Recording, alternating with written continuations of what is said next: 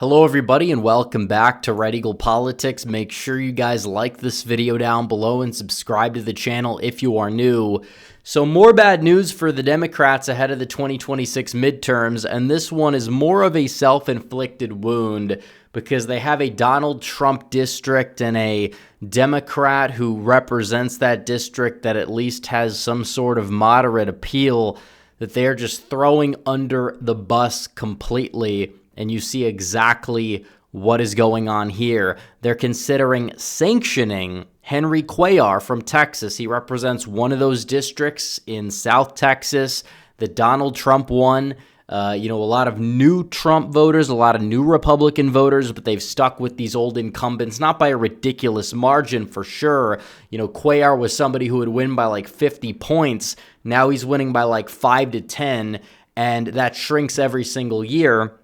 And he also has all these corruption problems, and that we know. And now it seems as if he might be blocked from party resources if he actually gets sanctioned by the Texas Democratic Party, which, again, they're relatively incompetent. They don't understand how to win in Texas, and I think it's a good thing. Let them stay as incompetent as they truly are, because it just keeps Texas red the more they stay incompetent, and you see exactly what is going on here. Now they're talking about sanctioning this guy over his federal indictment, which, by the way, there's a chance that he could be in jail by the election anyways next year, which still would benefit Republicans. But the fact is that they're just throwing him under the bus completely, which means there's zero shot, if they actually do this, that he's going to win re-election. He possibly could lose his primary to some far-left lunatic that is going to flip the district Republican. You have the guy who ran last time in this district. Mayra Flores is moving over to this district. She gave Vicente Gonzalez a run for his money back in 2022 and 2024. So you kind of see what's going on there down in the Rio Grande Valley. Now Henry Cuellar, he just might be getting frozen out of his party completely.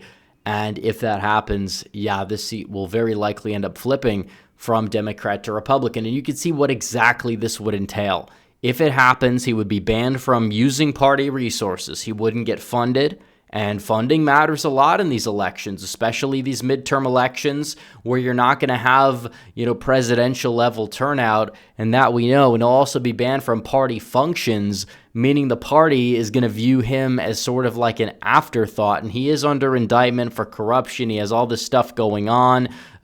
He's taken all sorts of foreign money laundering, bribery, etc. Definitely not a guy you would want representing your party, but still, this is a Trump district, and he's probably one of the only possible candidates who could go out there and win said Trump district to the point where it's like they're basically conceding ground in a House election if they do this, that they otherwise probably would have won, assuming he stays out of jail, which is not a sure thing, by the way. I still think Republicans have a shot to pick it up, but let's look at the map here, because this is the 2026 House map, and already, according to Cook Political Report, Republicans are at 211. Democrats are at 205. The map is not favorable for them, which means that if you flip that district, the Texas 28 district, from blue to red, and you could go down here and you could look at this.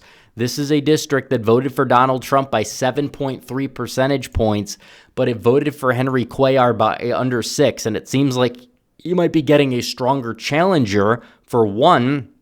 And for two, trends are going to be working against you when they're, moving vastly to the right. For three, the scandal itself is going to hurt you. And for four, you're probably still one of the only people that can win because at least you pretend to be a moderate. You pretend to actually care about the border. You pretend to actually do the things necessary to compete in that district. And if you're talking about Democrats losing seats to the Republicans, how on earth are they going to end up winning the House? Because if you're losing seats on net in general, or just losing seats period, it's going to get a lot harder for you, because then Republicans are just 6 seats shy of a House majority. And we could go through these. The Arizona ones, I think you could make a very good case for staying in the Republican column because of the fact that the registration data just looks so good for the Republicans. And then you talk about possible Ohio redistricting.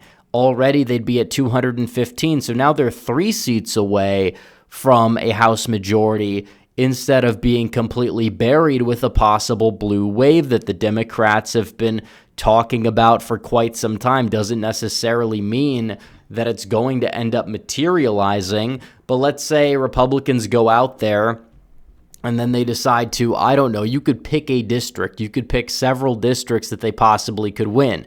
Marionette Miller Meeks very likely could lose a primary. She's an underperformer. She's a weak candidate, but if she does, the district probably stays in the Republican column. Jared Golden might be the nominee for governor, which means that that House district, especially with Paul LePage, a strong Republican recruit running, you're talking about a flip there. So Republicans need what? Just one more flip?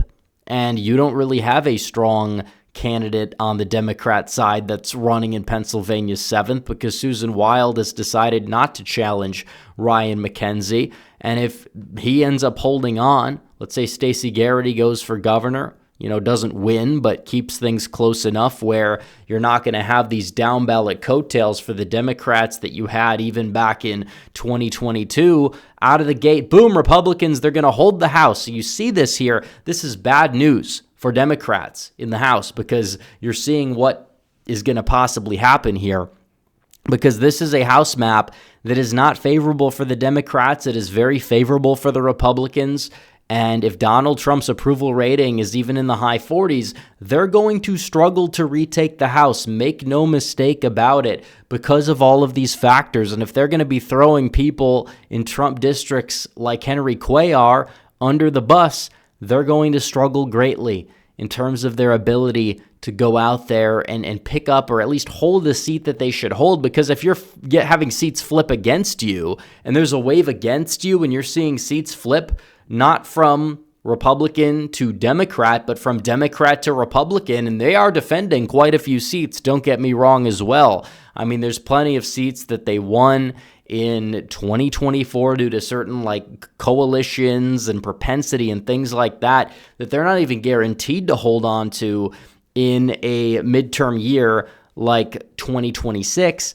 It's if that happens and you see I guess you would say the coalitions and propensity kind of move back to the midterm election mean that we saw in 2022 in places like California, places like New York, even certain parts of Texas, it's not going to bode too well for the Democrats to the point where it's an uphill climb for them. And they still want to throw people like Henry Cuellar under the bus. Do it. I say do it.